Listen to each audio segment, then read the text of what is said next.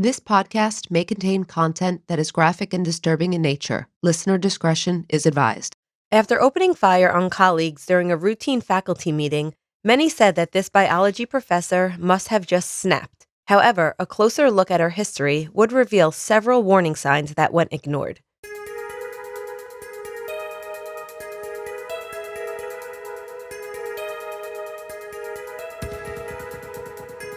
This is the Amy Bishop story.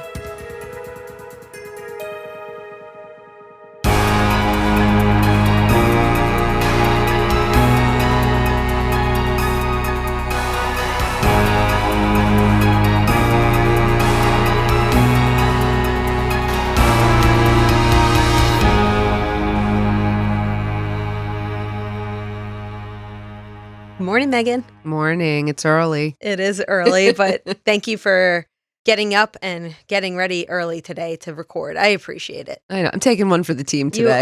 You are. Well, Megan, we are back at school, and this is the time of year that students and teachers are returning to the classroom, and today's case is one that takes place on a college campus. It's actually related to another project that we have been working on with our partners over at AbJack Entertainment. These are the people who bring you DNA, ID, and criminology. And a lot of others. Yes. We are pleased to announce that we are launching a new seasonal podcast called Campus Killings, which will premiere on September 17th. Each episode will cover a homicide that happened on a campus with tips on what you can do to make change and to be safe. We will be releasing a new episode every 2 weeks, so find us and follow us wherever you get your podcasts. And since this episode was so close to the theme, we decided to also include it in that feed as a bonus. So Women in Crime listeners will be a little bit ahead of the game. But don't worry, because episode 1 of Campus Killings is a completely new case that Megan covers. Who is it, Megan? Jean Cleary, whose murder was the impetus for major campus-wide changes across the United States. We love our cases that ignite change. Absolutely. Join us every 2 weeks starting September 17th for all new episodes of Campus Killings. So today's case is a bit of a preview, the Amy Bishop story. I know this case. I know that you know this case. Yep, I use it in my class, my Women in Crime class. But I promise you will learn something new, because I thought I knew everything about this case, but no. I have no doubt about that. All right. Amy was born April 24th, 1965 to parents Judy and Sam. She was born in Iowa City. Amy's father, Sam, was a graduate student who was studying fine arts at the University of Iowa. Now, Judy, her mother, was originally from New Hampshire, and Sam, her father, was also from the New England area as well. The two had met at the New England School of Art in Boston. In early 1968, the family moved to Braintree, Massachusetts, which is a nice community about 10 miles south of Boston. Now, I'm not positive, but I believe the move was prompted by Sam getting a teaching job in the art department at Northeastern University. Okay. Random fact about Braintree is that Presidents John Adams and John Quincy Adams were both born there. Oh, I love it. Yeah. Fun fact. You know I love my fun fact. I know you do. Now, the family fit right in. Judy was very involved in the community. She was very likable. Sam excelled at work. Everything was going great for the family, and about a year later, when Amy was less than 4 years old, the family welcomed a baby boy named Seth. Now, Amy was a high achiever. She was an accomplished violinist, and she took a strong interest in the sciences. Now, reportedly, this was because she had severe allergies and suffered asthma in childhood, and she was determined to find a cure for her ailment. Wow. Yeah. So her and her brother Seth got along very well, and Amy would often dote on her younger brother. They were quite different, however, because Seth was outgoing and athletic. Amy, by all accounts, was shy and described more as a loner. But overall, the Bishops were a happy, well-adjusted family. Now, this was until there was an event that would cause a shift. On December 6, 1986, the family returned home to find that their home had been broken into. The house was ransacked. There were several significant items missing, such as Judy's wedding ring and 2 silver cups that commemorated the births of Seth and Amy. Like cups that would say like the baby's name and date of birth. Yeah. Okay. As expected, the family had a really hard time coping with this event. Judy even wrote letters to the local paper begging for the return of these items. It seemed strange because there were a lot of valuables that were still in the house and just certain items that were missing. But, either way, it did go unsolved. Okay. The children slept with the parents afterwards. Everyone was just on edge. So much so that Sam went to a nearby town and purchased a 12-gauge shotgun, vowing to protect his family. All right. Now, the weapon was kept unloaded in Sam's bedroom closet with a box of shells on a nearby dresser. And reportedly, both Amy and Judy were not happy with this purchase. They didn't feel comfortable with having a gun in the home. Right. A little bit over a year later, after this event, on December 6th, 1986, 911 received a call from the Bishop home. This call was placed by Judy, and she was frantically reporting that her daughter, Amy, who is now 21, had shot her son, Seth, who is now 18. Right, I remember this. Being that the police station was just under a mile from the home, the police were there within minutes, and they were greeted by Judy at the front door, who had spots of blood on her clothes. Now, Judy told the police that there had been an accident, and she witnessed the whole thing. She told the officers, quote, "Amy said to me, I have a shell in the gun, and I don't know how to unload it. I told Amy not to point the gun at anybody, but as Amy swung the weapon around to show it to her brother, the gun fired. The kitchen was small, and Amy had been standing very close to her brother and essentially hit Seth point blank." So she put the shell She in. did, I mean, correct. Yeah. That doesn't look good. I mean, I guess the question is, why was she putting... That's my point. Why Yeah. why did she put a shell in the unloaded weapon that she Yeah. didn't want to use? Yeah, it's unclear why she was messing around with the gun to begin with. Okay. But another shot was fired, I think, in her bedroom, like hitting the wall. So she was clearly like playing around with the gun. So she hit him point blank. Did he die? I don't remember. Judy directed EMS workers to the kitchen where Seth was on the floor bleeding to death from a chest wound. Wow. Some say that Judy acted very strange because rather than comforting her son in his final moments, she sat there speaking with the EMTs. But we always say you cannot judge people's reaction to traumatic events. No. So where's Amy? Yeah. Amy was nowhere to be found on the property. She ran off. She had actually gone to a nearby auto shop. It was like an auto shop / dealer, and demanded that they give her a car. She still had the loaded gun, or she still had the gun, and she was pointing it at these men and said that she had gotten in a fight with her husband and she needed a getaway vehicle. That seems like an attempted robbery to me. Pointing a gun, demanding a car. Is that not an attempted robbery, right? Yeah, I mean, that's not okay. Anyway, go ahead. Yeah, so luckily the men were able to get away from the situation, call the police. The police soon arrived, and Amy pointed her firearm at the police and would not drop it when they demanded her to drop it. Luckily, another officer came from behind and was able to retrieve the gun. I've seen a series of felonies here, but okay. Yeah. So Amy, throughout the whole ordeal, by all eyewitnesses, she was described as catatonic and expressionless. Now, believe it or not, she was not immediately questioned. She had been, quote, released to the custody of her parents with further investigation to follow. Get out. Yes. That was the 80s, right? Mid-80s. I wonder if that had anything to do with it. That's very strange to me. Okay. Yeah. So it was ultimately concluded by both investigators and by the DA that Seth's death was the result of, quote, the accidental discharge of a firearm. And I've never heard anything about the fact that she held up these men with a gun or wouldn't drop the gun when the police... So no punishment for her, essentially. No punishment, and life went on for the Bishops. Wow. I mean, of course, Amy seemed different.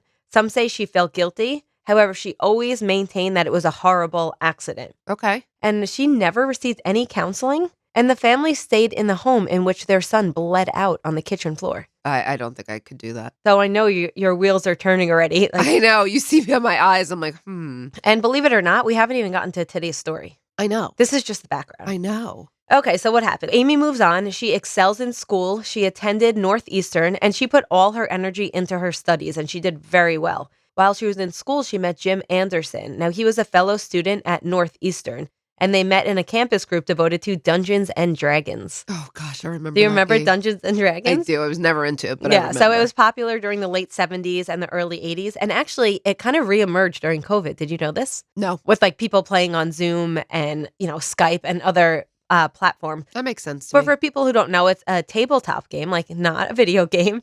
And it's kind of a role-playing game where everyone works together to create an imaginary adventure. Right. The two bonded over that. They dated for a few years and got married in 1989.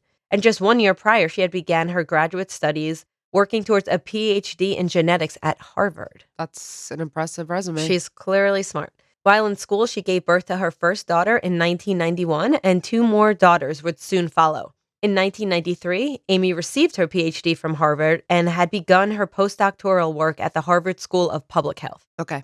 In 2001, Amy had her youngest and final child, a son they named Seth. Oh, Yeah, so okay. they named their son after her deceased brother. Right. You want to hear something crazy? He was born on what would have been her brother's 33rd birthday. So Really? they have the same birthday. Wow. Isn't that wild? Yeah.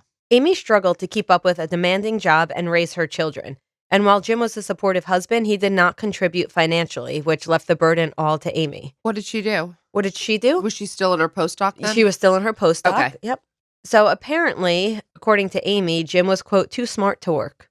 So Jim stayed home with the kids and worked on some, inventions and was working to get patents on some things. But he was providing the childcare. Yep. Yeah. Okay. In 2003, Amy got a job offer at the University of Alabama, Huntsville, as a tenure-track neurobiology professor. As a result, the family relocated from Massachusetts to Alabama, and things were looking good because they would finally have financial stability. Mm-hmm. Quite a change, though. Yes. In Alabama, Amy and Jim spent a lot of time working on a patent for an automated cell incubator. This is a bit problematic, though, because Amy was pursuing patents rather than writing journal articles, making her publication record scarce. Well, we know how important that is in academia. For those of you who don't know, University of Alabama Huntsville is an R1, which is a Research 1 school, which means that there's a very high research activity. In these R1 schools, most resources go to science and research, meaning that they expect their faculty to continually publish. And in order to get tenure, you have to have a strong publication record. Right. She was allegedly given repeated warnings that failing to publish could jeopardize her prospects for tenure. But it seems as if she just kind of ignored that. Ugh. Like I remember this, the backdrop to this event. And in addition to her subpar publication record, many students would complain over the years and would ask to be transferred from her classes. So we're talking about, she doesn't have a publication record and she also has complaints from students. Now, in the spring of 2009, to no one but Amy's surprise, she was denied tenure. Now, she was shocked and angered, and she actually appealed many times, even hiring a lawyer at one point. Now, what does not receiving tenure actually mean? So when you get tenure in teaching, it essentially means job security for as long as you would like, provided that, you don't commit a felony or do something. It's essentially guaranteeing that you will stay at that university and remain there for the remainder of your career if you choose. Which is not always the best policy because some people get lazy when they get tenure. Yeah, no, I don't. I don't know that I agree that tenure is the best policy. I always think about this like in other jobs, in other fields, you don't have job security for the rest of your life. It's meritorious. So, I think there's definitely downsides to tenure. Yeah, and you and I both know that there are people that once they get tenure, they just stop doing things. Slack a little bit, yeah. I mean, the original purpose of tenure was to protect academics, right? From kind of a cancel culture, being able to speak out, freely without repercussion or losing their jobs. So it's one of those things where a lot of well-intended policies just have some, unintended consequences. Yep. So I don't know that people realize, but basically, if you are denied tenure, you have a terminal year, which is really a year to wrap things up and look for a new job. yeah, and by the time that you've spent at that university, other employers will pretty much be able to, figure out that you were denied tenure because, there's a certain amount of time. It's usually like 5 or 6 or 7 years. And if you're leaving a university after that time, it's then obvious that you've been denied tenure, which, that doesn't mean that you can't get a job and still a good one, but it might not help with your job prospects. And it's embarrassing. It is. It's hard. It's very hard. Yeah. We've both been through the process and the idea of working so hard. And I'm not saying I'm sure she worked hard in her own right, whether she was working on the right things for what she needed for tenure, but to work hard and then be denied and almost have to start over in your careers. The tenure process is grueling. Even if you have, like you and I both had, we knew we had the requirements met, but just getting it all together and submitting all the information, it's a lot. As I mentioned, Amy was angry. She was shocked. On several occasions, she demanded to speak with the president and saying she wouldn't leave until she spoke to the president. There was like a police escort situation at one point. Wow. So she was clearly not taking the news well. No. Nobody could have predicted just how well she was not taking the news, however. Friday, February 12th, 2010 began like any other day for Amy. She taught her usual classes that day. She taught a class on anatomy and then a class on neuroscience. Around 3 p.m., she joined her colleagues for a department meeting in the science department, where there were 12 other people in attendance. Now, these were all faculty and staff from that department. We know these meetings very well. Oh, we sure do. Yeah. So they're usually, just to talk about what's going on, usually plan for the next semester. And, it's nice because you get to see your colleagues. But, like any other meeting, people are, not thrilled. So that day at that meeting, Amy's demeanor was a little bit different than it had been in prior meetings. She was normally very outspoken, actually, some would say argumentative. But on this occasion, she was very quiet and reserved. Some attendees of the meeting speculated that she probably just didn't have much to add, given that this would be her last semester at the university. And a lot of this conversation was planning for the next semester. Oh, that must have. I'm shocked that they even made her go. I was thinking the same thing. How uncomfortable. Yeah. So for close to an hour, Amy sat quiet until just as the meeting was concluding. She stood up, pulled a 9mm gun out of her purse, a Ruger semi-automatic, and shot her department chair in the head. Wow. Yeah. And she fired again, aiming at the department assistant. Next, she turned and shot a colleague who was a cell biologist. Then she turned the gun on another colleague and shot her. So this would be the fourth person to be shot. Now, at one point during the chaos, Amy's colleague and friend, Deborah, dived under the conference table and essentially was like putting her arms around Amy's legs, begging her to stop, saying, "Amy, please don't do this. Think of my family." And Amy looked down and pulled the trigger. Wow. Luckily for this woman, however, the gun had jammed. And Amy tried several more times to shoot her, and the gun continued to jam. Now, everyone in the room was in shock and started to panic. Of course, some people screamed and ducked, and others froze. Of course. Now, Amy was blocking the only door out of the room. But Deborah, the friend who was just begging for her life, had managed to get past her. And as Deborah tried to get past her, Amy's still trying to fumble with the gun because it was jammed. So Deborah runs into the hallway, and Amy followed her, continuously clicking the trigger, but luckily the gun was still jammed. Wow. Now, at this point, Deborah somehow managed to get back into the conference room, and with the help of others who were not too badly wounded, they barricaded the door, and Amy was unable to get back in. Wow. This is when reality set in, and it was realized that Amy had shot 6 people, 3 of them fatally. Oh, my God. Yeah. And this whole episode lasted less than a minute. Wow. Okay. Yeah, so at this point, Amy probably felt like her job was done. She couldn't get back in the room. So, instead of trying to fight to get back into the room, she went into a restroom where she cleaned herself up, rinsed off the gun, took off her blood-stained blazer, stuffed the gun into her blazer, and then threw it in the trash can. Where did she go? Well, as if nothing happened, she entered a nearby science lab and asked the student if she could borrow their cell phone, and she called her husband, Jim. What did she say? So Jim usually had picked her up from class. I don't know if they shared a car or if Amy didn't drive, but normally Amy would call Jim and say, come pick me up. So on this occasion, she called Jim and told her husband, quote, "I'm done," and he headed to get her, not having any idea what had happened. Of course not. So Amy left the building through like one of those loading docks in the back of a building, and that's where she was met by a sheriff's deputy who immediately apprehended her. Okay. Now, upon arrest, Amy exclaimed, quote, "It didn't happen. There's no way." When asked about the death of her colleague, she said, quote, "There's no way. They are still alive." So she's in denial right now. Either in denial or faking being Or in faking denial. it, Yeah. yeah. So Amy was held, not surprisingly, without bail, and she was charged with 1 count of capital murder. Now, capital murder means that it's a death-eligible crime. In Alabama, one of the aggravating factors for capital murder is the murder of 2 or more individuals. Got it. And in Alabama, of course, this is the most serious offense, Right. which is considered a Class A felony, which carries 10 years to life and, again, possible death penalty. Okay. She was also charged with 3 counts of attempted murder. Now, police were wondering if Jim knew about what was going on. So, of course, they interviewed him, and they quickly determined that, he really didn't know what was going on. There was absolutely no evidence that he knew anything.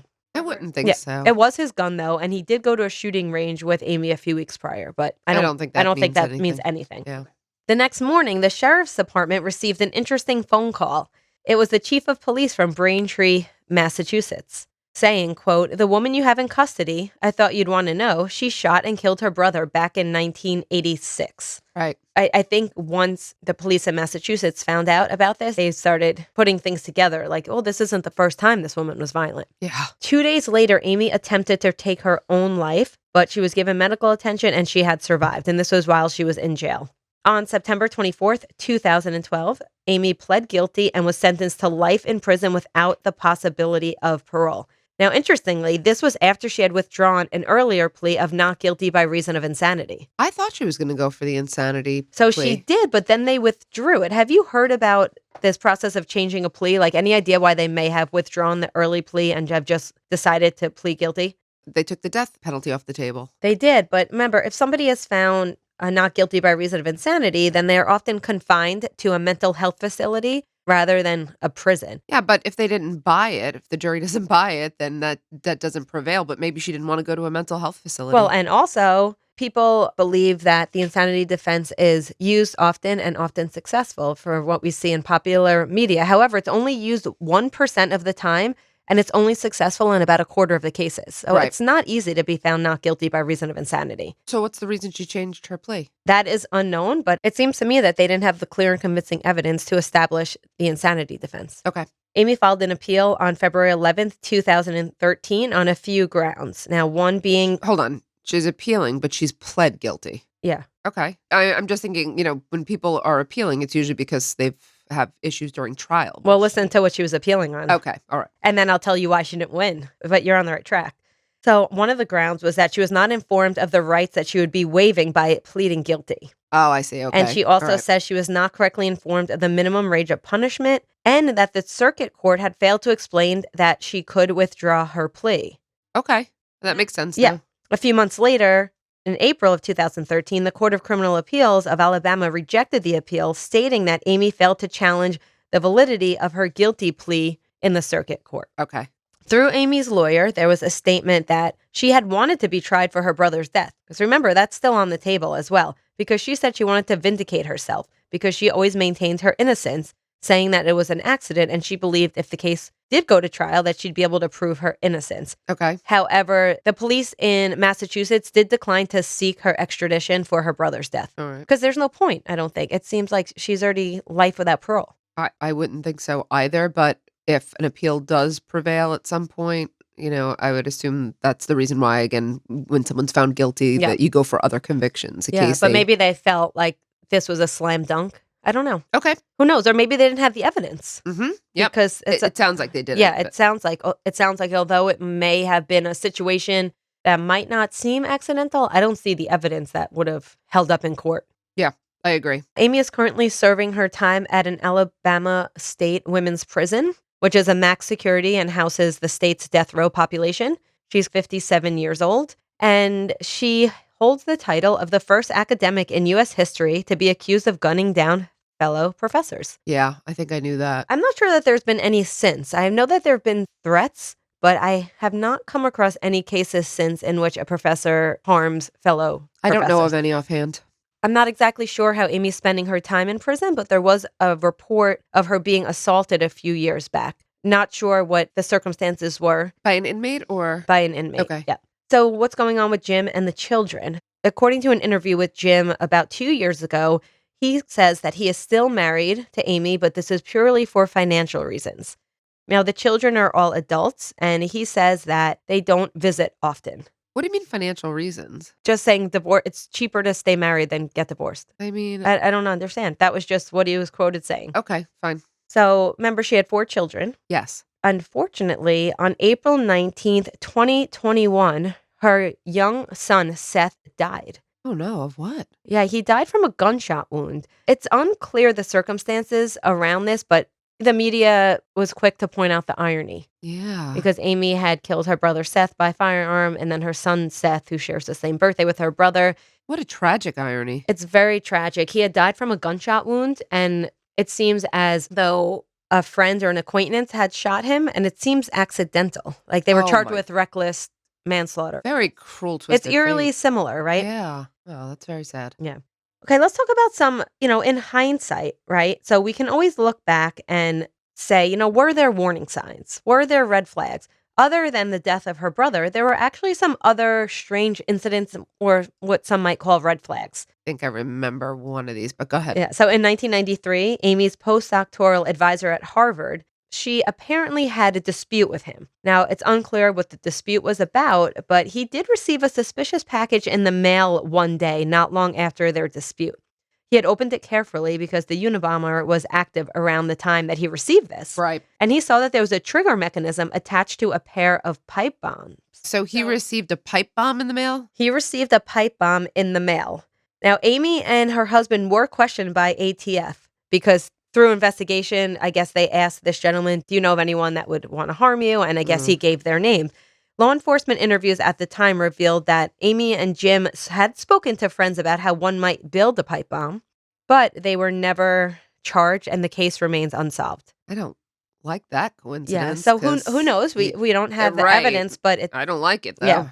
Then there was an incident. I'm sure you've heard of this one, the IHOP incident. Yes, this is the one I know about. Okay. In 2002, the Bishop family went to IHOP and they had requested a booster seat for their youngest son, Seth. So a waitress had told them, I'm sorry, but we don't have any. We had just given away the last one to this other child. Right. Amy got very angry and yells, we were here first. Yep. That should be my booster seat. You would think it would end there, but she then approached the woman whose child had the booster seat and screamed, quote, "I am Dr. Amy Bishop." A manager had asked her to leave the restaurant, and she did comply. However, she did walk back in, punching the woman in the head. Yep, I remember. That's the one. And Amy was arrested, but the charges against her were dropped, and this never appeared on her permanent record. Now, we're going to get to theories in a minute, but is there such a clear theory here? Yeah, differential reinforcement. Yes, because she keeps having bad behavior that goes unpunished. Yeah, this is clear differential reinforcement. It's like that. There's so many theories that we can talk about, but this is clearly differential reinforcement. Right. We see time and time again over the course of her life, bad behavior going unpunished. Yes. All right. I have a pretty dense theory discussion today. So before we get into it, let's just quickly say, did the system get it right? Yes. But eventually, obviously they got it right when, she was apprehended and punished and life in prison. But there were times where this could have been prevented. Yes. Had she been punished. So it's a yes and no for me. I mean, we would also come to find out that she had faked her CV, her resume. So they didn't do a proper background check on Amy when they hired her. Really? Yeah. I'm not saying it's anyone's fault that this happened, but No, but what did she fake? Like her publications or other things that she did? Yeah, just qualifications? Yep, exactly. Wow. Exactly. Okay. All right, so I want to talk about the media coverage of Amy's case because this really revealed attention because I want to talk a little bit about the media coverage of this case and what people were saying. There were many theories. On the one hand, people said she is, quote, a lunatic. This suggestion actually came from her own attorney who claimed that she was, quote, wacko. Wow. But later apologized. The defense attorneys did seek out funds to demonstrate that she had suffered from psychotic episodes and brain damage, saying at one point that she was schizophrenic. She had attempted to die by suicide while she was in jail, and she did not express remorse. Whether or not she suffered from a diagnosable mental illness is actually unclear somehow. Mm-hmm. I mean, okay. The other hypothesis, which I think is absolutely ridiculous, is the, quote, tenure made her do it hypothesis. Okay. Now, this hypothesis is that the grueling years-long process of trying to win tenure and the despair that came along with being denied tenure made her snap.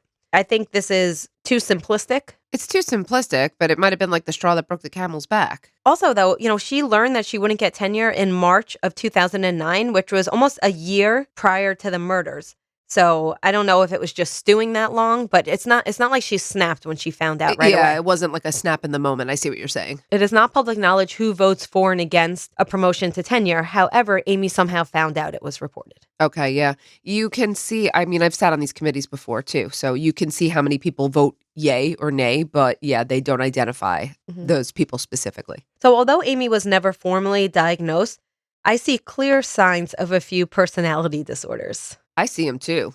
So what do you think about borderline personality disorder? Absolutely. I mean, we see the fear of being rejected. Yep. Very clearly. Lack of impulse control. Yep. Mood swings. And she almost toggled between two extremes. It seemed from reports of people that knew her, she went from being very angry to idolizing people. And it was always extreme on how she felt about people. Yeah, no, I see borderline for sure. That's what I would have said. Over the years, we see evidence that the slightest annoyances could set off a disproportionate violent reaction with Amy. Right. Many people that were interviewed would say that she would get angry very, very quickly. We also see a lack of remorse. We see a bit of a disconnection from real life. and relationships. Yeah. What other personality disorder do you see, Megan? Based on what you were saying about Dr. Amy Bishop and I would say narcissistic personality Yeah. disorder. Yeah, and I agree with you that I think the IHOP situation is evidence of that, and she also rejected criticism, Right. and she fudged her resume, Right. and she made herself seem a little bit more important than she actually was. She talked about this patent, that it was gonna change the Right. world. Right. So I think although Amy exhibited many of the hallmark characteristics of different personality disorders, I think it's important that we have to acknowledge that her life experiences likely contributed to her instability and subsequently what had happened.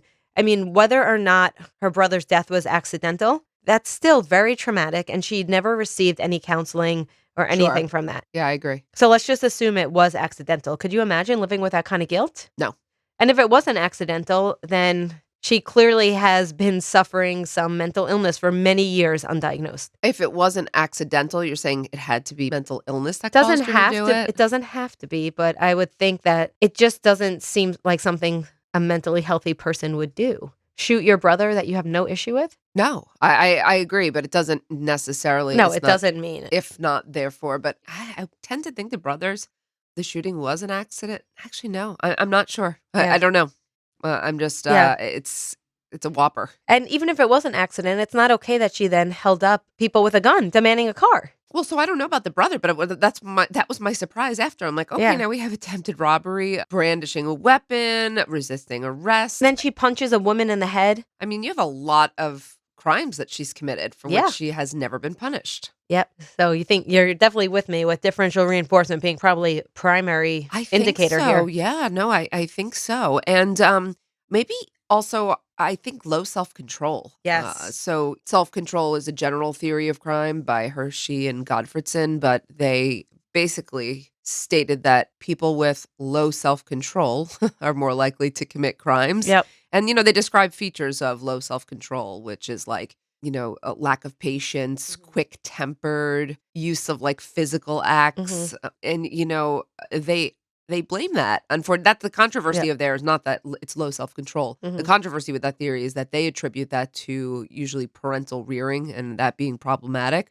I'm not sure if that's the case or not Yeah. here, however, but it seems to me that she had low self-control Yeah. and then her behavior is just reinforced when she does not receive any Yeah. punishment. Do you see any techniques of neutralization here? Depends on what you would have to say. I'm seeing denial of victim because that woman took her booster seat, so she deserves to be hit. I see that with the IHOP. I don't know what she said about what she did if she's denying the victims in the shootings. But the way I would interpret this is that she is angry that her colleagues denied her for tenure. So that's why it's okay that she's getting back. I think you're probably right. I'd love to know like what she actually Yeah. had to say about it afterwards. Well, like, she did not, she acted as if she didn't know. Remember, people said she was catatonic after the first event. So right. Okay. who knows how much of this is feigned versus real? Very good point. Yeah. Before we end, Megan, we can't ignore the fact that she certainly does not fit the profile of the typical mass shooter. No, Amy Bishop does not fit the profile. Typically, mass shooters are males. They're almost never females. And they are usually younger males, like in a range of, 18 to late 20s, early 30s. There's usually a history of mental illness that's been diagnosed and some type of medication that's been taken. So even if she suffered from mental illness, she was never diagnosed and she did not take any medications. There's usually a history of either feeling bullied or ostracized, which she does feel. There is usually in most of these mass shootings, one of the common threads as well that people don't realize is that most of the mass shooters told someone that they were going to do it before they did, making them even more preventable. In this case, I don't think that was true, even though we don't know for sure if she told her husband or anyone else. But in almost every regard, Amy Bishop is a very, very rare. Mass shooters are also, even though it has become more common, but it's still not a common event. But in any event, what I will say is that she doesn't fit the profile, fit the mold at all. No, definitely not. I did know you were right, Amy, so I knew some things about the case, but you definitely gave me some information and some insight that I did not know. She was a rare type of Yes. offender. And that's why this case interests me, because I like cases in which someone doesn't fit the mold. Also, I mean, this was interesting for me because it involves the whole, process that we've been through. And So, Yes. academically, I was interested as well. Yes, So thank you, absolutely. Amy. Appreciate Yeah. it. Thank you all so much for listening. I hope you enjoyed today's story, and we will catch you next time on Women in Crime. Women in Crime is written and hosted by Megan Sachs and Amy Schlossberg. Our producer and editor is James Varga. Music composition is by Desert Media. If you enjoy the show, please remember to subscribe and leave a review. You can also support the show through Patreon, where you can get access to additional ad-free content such as virtual happy hours and an extra full-length episode each month. For more information, visit patreon.com/womenincrime.